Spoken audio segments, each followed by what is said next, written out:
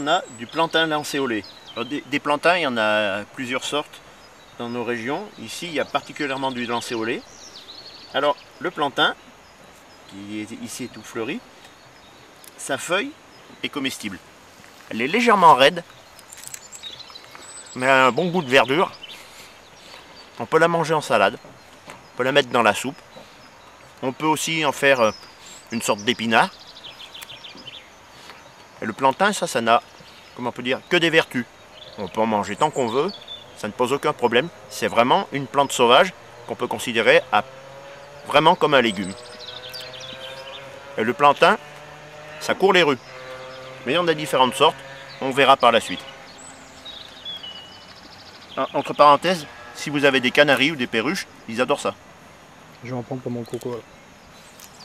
Alors le seul inconvénient parfois, c'est que ça verdit les dents. Mais c'est naturel.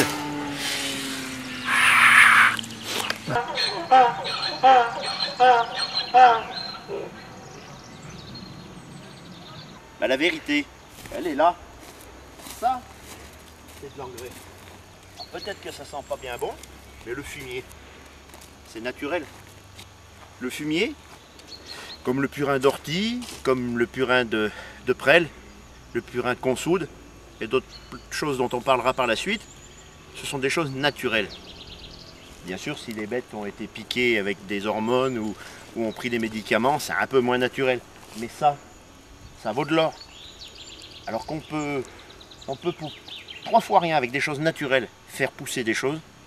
Alors pourquoi aller chercher des choses très loin, qui coûtent très cher et qui souvent nous pourrissent la vie et pourrissent l'environnement?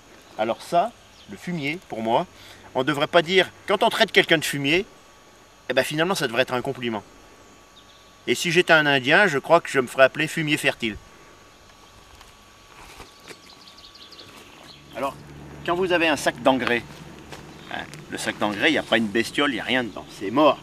Et là, le fumier, c'est plein de vie. Il y a des petites mouches, ce qu'on appelle des mouchillons chez nous. Il y a des petites bêtes, comme ci, comme ça, des petits trucs qui courent.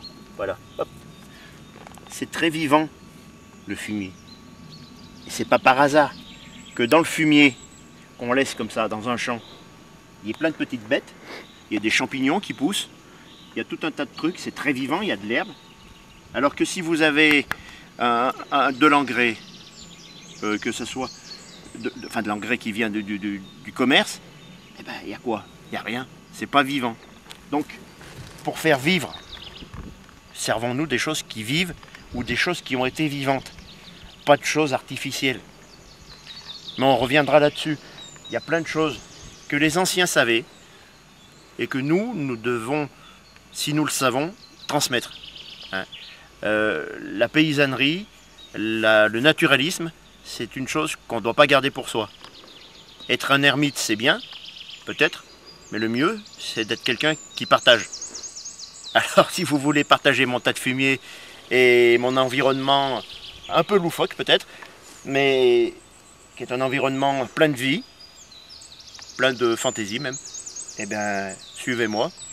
Et grâce à Damien, on pourra arriver à faire des trucs tous ensemble.